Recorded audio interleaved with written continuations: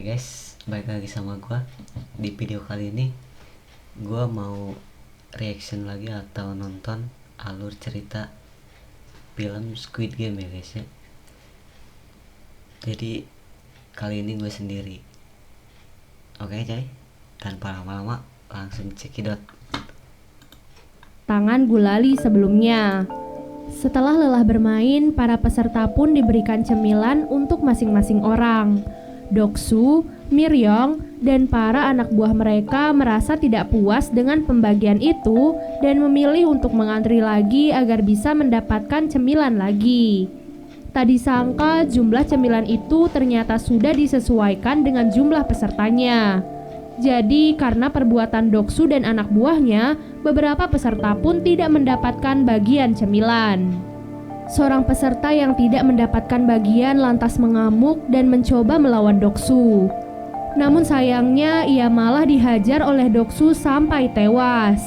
Semua peserta yang menonton kejadian itu pun sangat terkejut dan meminta panitia untuk melakukan sesuatu.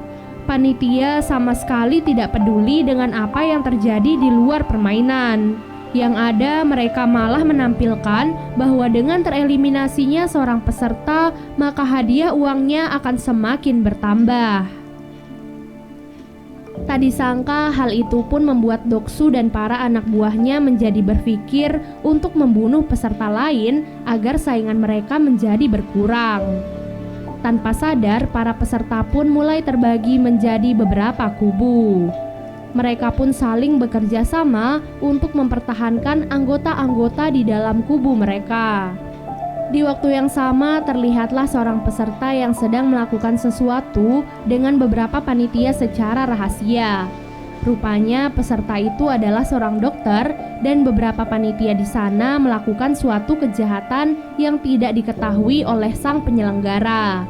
Jadi para panitia itu melakukan jual beli organ para peserta yang sudah mati dan si dokter ditugaskan untuk mengambil organ-organ mereka dengan imbalan ia akan diberikan informasi tentang permainan selanjutnya yang akan mereka mainkan.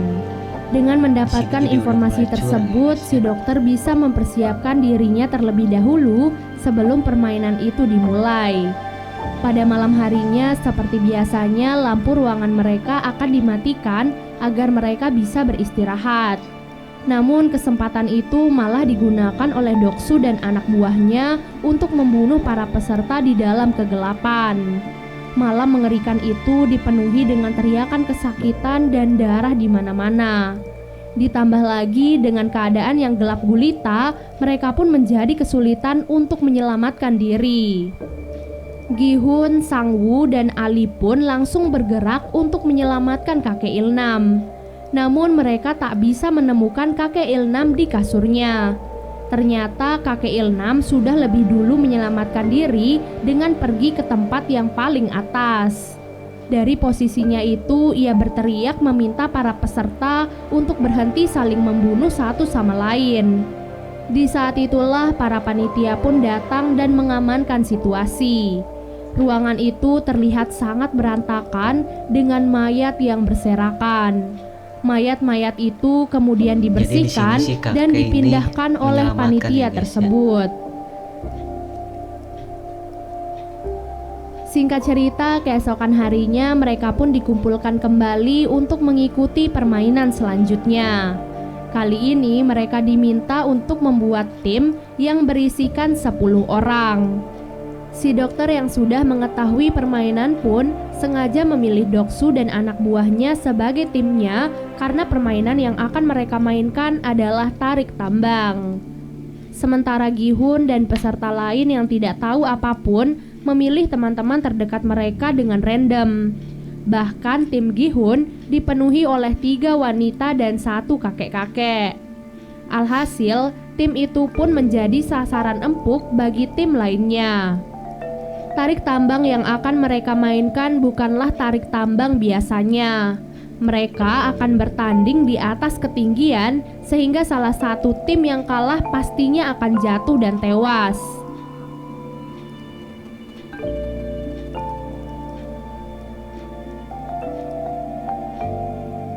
Singkat cerita, tibalah saat tim Gi-hun akan melawan tim lain yang terlihat lebih kuat. Sejak awal, Sang-woo merasa sudah putus asa melihat semua anggota-anggota di timnya. Namun, tepat sebelum permainan dimulai, kakek Il-nam pun membagikan tips dan trik yang dahulu biasa ia pakai saat bermain tarik tambang. Kini yang mereka perlukan hanyalah kerjasama tim dan saling percaya. Pada awalnya trik kakek Il-nam pun berhasil mereka lakukan, namun sayangnya karena pihak lawan sangatlah kuat, mereka pun tetap saja tak bisa mengalahkannya.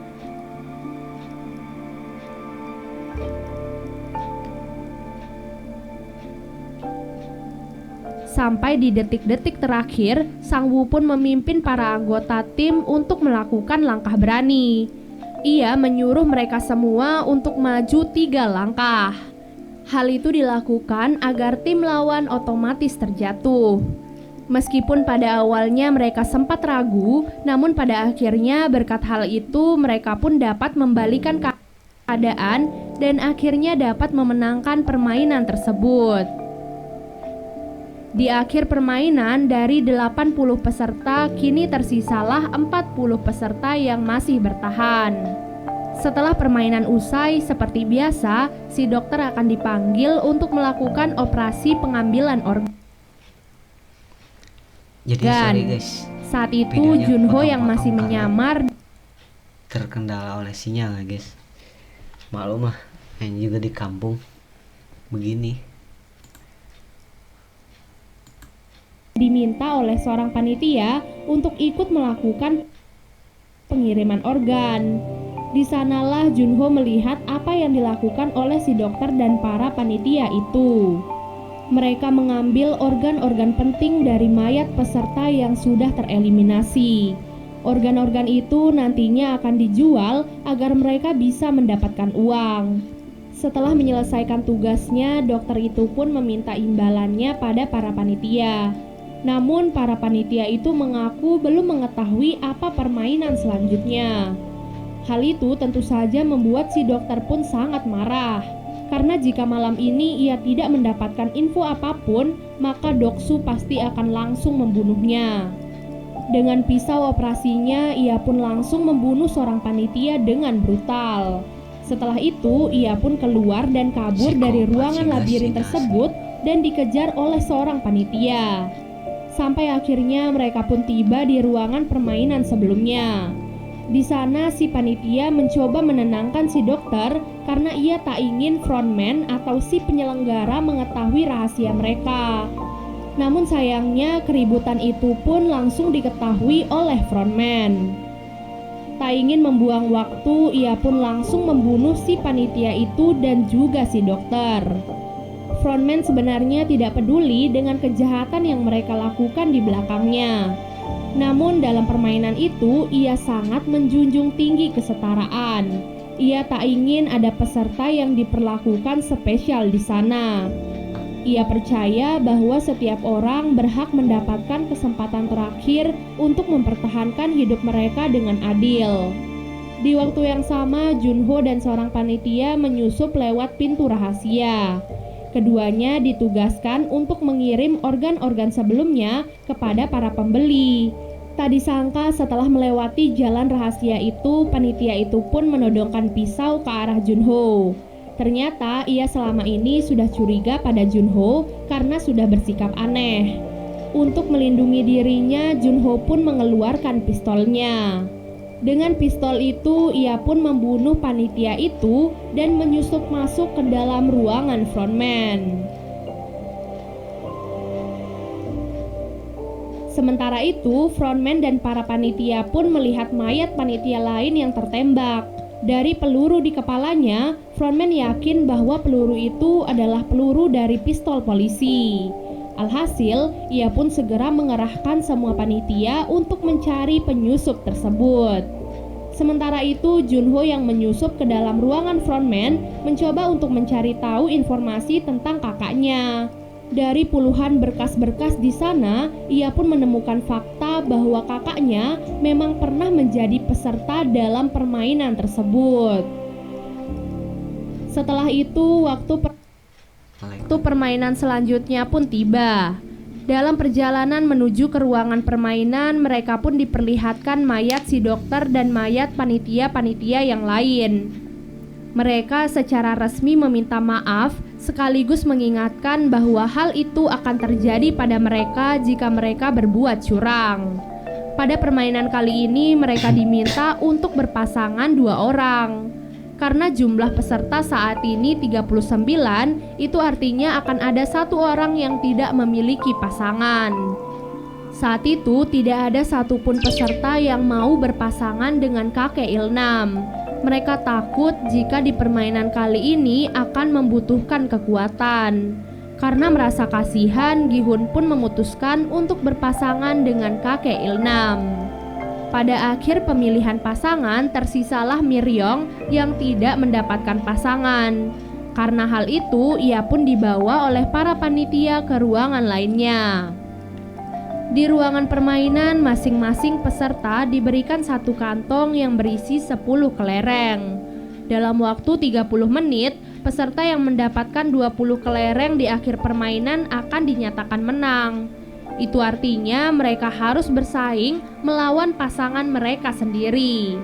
Gihun yang berpasangan dengan kakek Ilnam berusaha menyadarkannya karena saat itu penyakit kakek Ilnam sedang kambuh. Sehingga ia pun tidak peduli dengan permainan dan berkeliling di sekitar arena. Hal itu tentu membuat Gihun panik dan terpaksa membentak kakek Ilnam.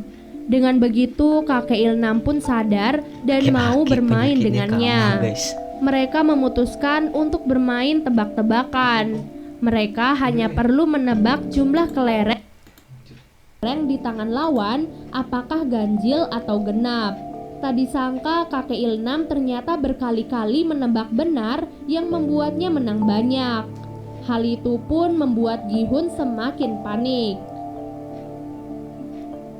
Sementara Sang Woo yang berpasangan dengan Ali memutuskan untuk bermain secara adil. Dalam permainan itu, Ali pun menang dan mendapatkan kelereng yang cukup banyak. Ali merasa bersalah dan tidak tega pada Sang Woo. Namun mau tidak mau, salah satu dari mereka pasti akan mati. Sang Woo yang sudah kalah memutuskan untuk memanfaatkan kepolosan Ali dan menipunya. Ia mengambil semua kelereng Ali dan menukarnya dengan batu.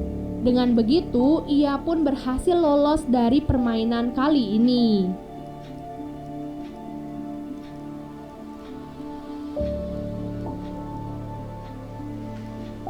Di sisi lain, Sebyok yang berpasangan dengan seorang wanita bernama Jiyong memilih untuk menghabiskan 30 menit mereka untuk mengobrol.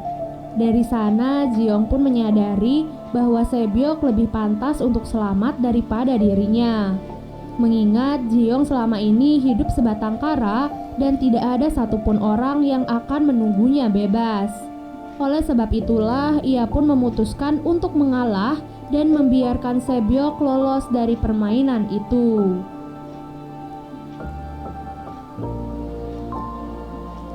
Kembali kepada kakek Ilnam dan Gihun.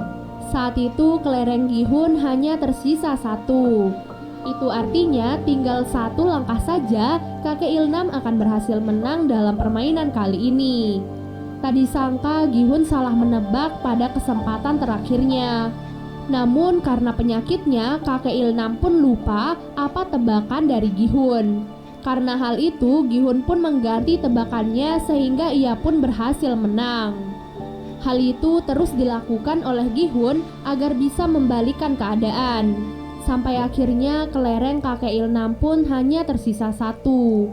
Saat itu kakek Ilnam pun menyarankan agar mereka bermain 1 ronde lagi, namun harus mempertaruhkan semuanya.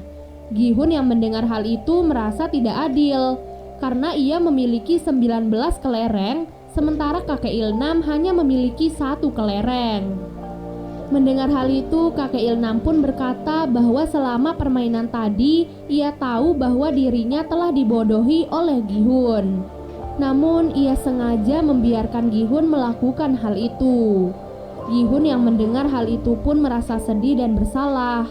Kakek Ilnam pun meraih tangan Gihun dan memberikan 1 kelereng terakhirnya pada Gihun.